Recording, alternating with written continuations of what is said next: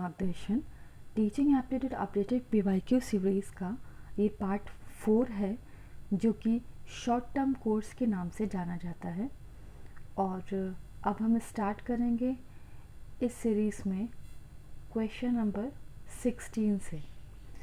16 number का question कहता है कि from the list given below identify those competencies of an effective teacher which relate to the domain of personality and attitude। यानी कि जो नीचे स्टेटमेंट दिए गए हैं, जो भी ऑप्शंस दिए गए हैं, उसमें से शिक्षक की उन योग्यताओं को हमें देखना है जो कि पर्सनालिटी यानी व्यक्तित्व और अभिवृत्ति यानी कि एटीट्यूड से संबंधित है।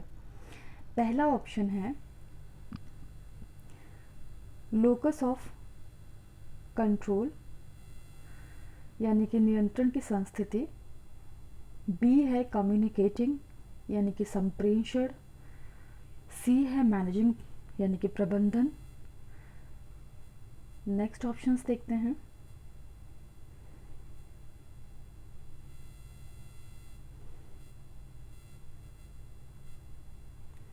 डी ऑप्शन है सेल्फ एफिकेसी यानी कि आत्म सामर्थ्य।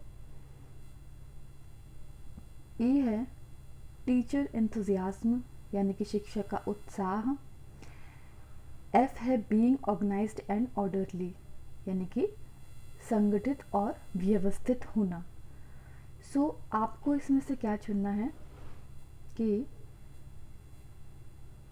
शिक्षक की वो योग्यताएं जो कि पर्सनालिटी एंड अभिवृत्ति से संबंधित है। तो यहाँ पर नियंत्रण की जो स्थिति है ये आपका करेक्ट होगा। फिर होगा सेल्फ एफिकेसी आत्म सामर्थ्य, ये करेक्ट ऑप्शन होगा। देन उसके बाद करेक्ट ऑप्शन है ई यानी कि टीचर एंथुजियाज्म। सो ये जितने भी पॉजिटिव वर्ड होंगे यहाँ पर वो सारे करेक्ट है यहाँ पर और अप्रोप्रिएट होने चाहिए।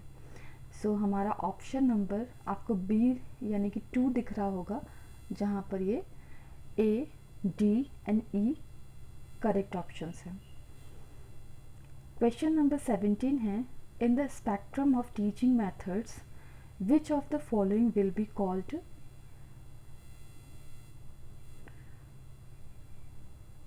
डायलॉजिक। डायलॉजिक के बारे में पूछा है। डायलॉजिक क्या होगा? जो डायलॉग से संबंधित हो यानी कि संवादात्मक कहा जाएगा जिसको। सो इसमें ऐसा कौन सा है आपको दिख रहा है जो कि डायलॉग से संबंधित है, डायलॉजिक जिसे बोलते हैं। सो ऑप्शन हम देखेंगे। पहला ऑप्शन है डेमोन्स्ट्रेशन मेथड। डेमोन्स्ट्रेशन मेथड में क्या होता है कि कोई भी मशीन है या कोई उपकरण है उसको स्टूडेंट को दिखाया जाता है कि उसका यूज़ क्या है, उसको डेमोन्स्ट्रेट करना बताते हैं। सो वहाँ पर डेमोन्स्ट्रेशन होता है किसी भी मशीन का। सो वहाँ पर आपका जो है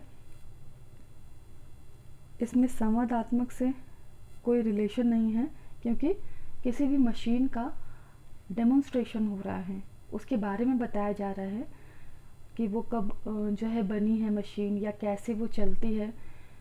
सो इस बारे में जो है छात्रों को उसका इन्फॉर्मेशन उसकी दी जा रही है।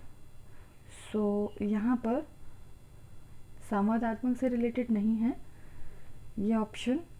सो नेक्स्ट ऑप्शन देखते हैं कि problem solving method. So problem solving method जो है यहाँ पर अगर आप देखें तो हिंदी में है समस्या समाधान विधि। तो समस्या समाधान कब होती है? जब आप उसके बारे में चर्चा करते हैं, आपस में डिस्कशन करते हैं, सो तब वहाँ पर प्रॉब्लम सॉल्विंग होती है। तो ये मेथड आपका जो है करेक्ट होगा। सी है chalk and talk method. Chalk और वार्तालाप विधि, ये चॉक एंड टॉक इसलिए नाम दिया गया है कि जो अध्यापक होते हैं वो चॉक के माध्यम से बोर्ड में चित्र के माध्यम से स्टूडेंट्स को इन्फॉर्मेशन देते हैं और अपनी जो टीचिंग को बहुत अट्रैक्टिव बनाते हैं। उस अट्रैक्टिव वे में वो छात्र को सिखाते हैं, लर्न कराते हैं। तो यहाँ पर संवादात्मक का यूज़ नहीं होगा, सो ये आपका रॉन्ग होगा and first is also wrong.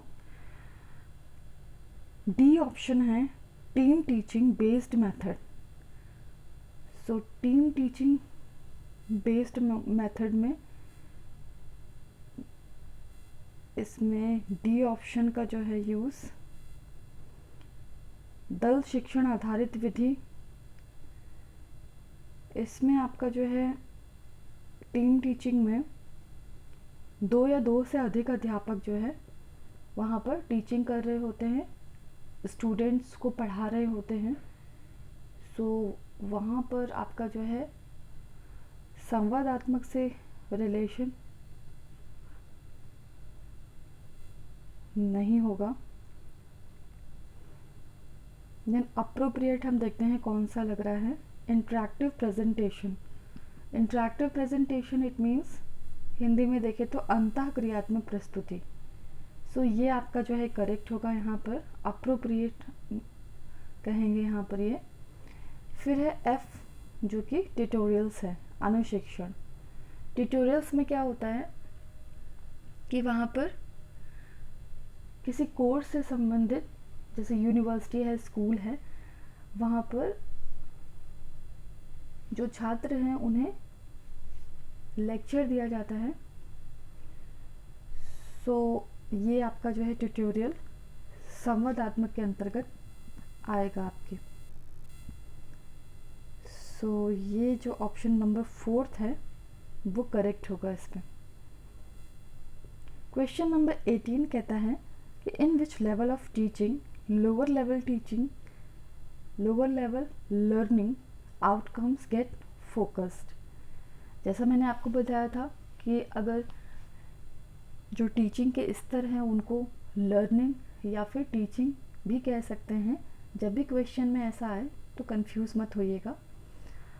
किस शिक्षण स्तर में निम्न स्तर के अधिगम परिणामों पर ध्यान केंद्रित किया जाता है। सो आपको पता होगा या फिर नहीं भी पता है तो मैं आपको बता दूं कि जो टीचिंग के स्तर होते हैं, जो लर्निंग के स्तर है यानी कि लेवल्स ऑफ लर्निंग, वो 3 तरह के होते हैं, मेमोरी लेवल, अंडरस्टैंडिंग लेवल और रिफ्लेक्टिव लेवल। तो जो सबसे लोअर होता है वो मेमोरी लेवल होता है, जहाँ से स्टार्ट होती है लर्निंग। सो यहाँ पर जो आंसर होगा आपका मेमोरी लेवल होगा। क्वेश्चन नंबर 19 है which of the following evaluation system belongs to the category of being an innovative practices.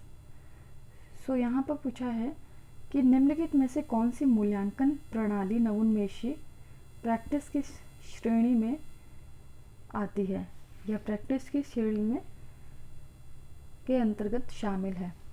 तो प्रैक्टिस की श्रेणी के अंतर्गत कौन सा शामिल है, यहाँ पर ऑप्शन नंबर आप 4 देख रहे होंगे, लर्निंग आउटकम बेस्ड इवैल्यूएशन, अधिगम परिणाम पर आधारित मूल्यांकन।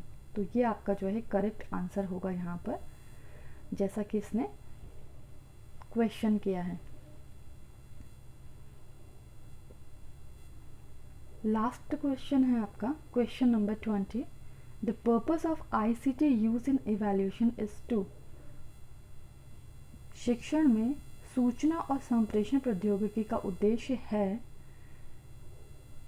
अट्रैक्ट स्टूडेंट्स यानी कि छात्र छात्राओं को आकर्षित करना, मेक टीचिंग इंटरेस्टिंग शिक्षण को रुचिकर बनाना, ऑप्टिमाइज लर्निंग आउटकम्स यानी कि अधिकतम परिणामों को इष्टतम बनाना, और लास्ट है promote technology culture in teaching, शिक्षण में प्रौद्योगिकी संस्कृति को बढ़ावा देना। तो सबसे अप्रोप्रिएट यहाँ पर क्या लग रहा है कि जो ICT के यूज़ को यहाँ पर दर्शाता है, उसका उद्देश्य जो है यानी कि शिक्षण में सूचना और संप्रेषण प्रौद्योगिकी का उद्देश्य यहाँ पर दिखा रहा है। तो वो है यहाँ आंसर ऑप्शन नंबर 3 यानी अधिकतम परिणामों को इष्टतम बनाना। तो इसमें सभी कुछ समाहित हो गया, सब कुछ आ गया इसमें कि जितने भी परिणाम हैं, जितने भी अधिकतम परिणाम हैं उसको इष्टतम बनाना। तो यहाँ पर ये करेक्ट होगा। Thank you so much. For your valuable time. और जो भी आपके व्यूज़ हैं, जो भी आपको लगता है कि आपने इन क्वेश्चंस को सॉल्व करने में जो आपको लर्निंग हुई, और जो भी आपका जो है पॉजिटिव रिस्पॉन्स है, आप उसको शेयर करें।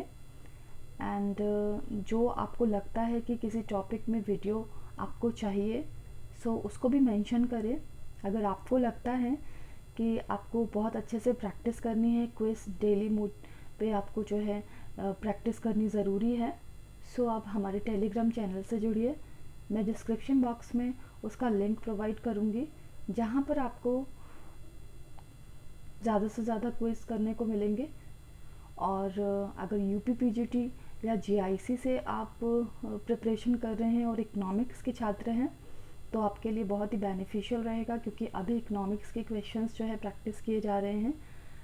सो बस मेरा आपसे जो है यही कहना है कि अपनी प्रैक्टिस को जारी रखिए और ब्रेक नहीं होना चाहिए, कंटिन्यूटी बनाए रखें, सेल्फ स्टडी करें। और जो भी नेट जेआरएफ का एम उन्होंने सेट किया हुआ है अपनी लाइफ में, तो उनसे मेरा बस यही कहना है कि नोटिफिकेशन का वेट ना करें प्रिपरेशन के लिए, अपनी प्रिपरेशन को कंटिन्यू रखें। और बस ये मान लें कि उनके पास 15 डेज़ तो होंगे ही, तो उस 15 डेज़ की स्ट्रेटजी को सेट करते हुए आगे बढ़ें और अपनी प्रैक्टिस को स्ट्रॉन्ग बनाएं। सो बस मेरा यही कहना है कि सेल्फ स्टडी करते रहें, घर पे रहें, स्वस्थ रहें। Thank you so much.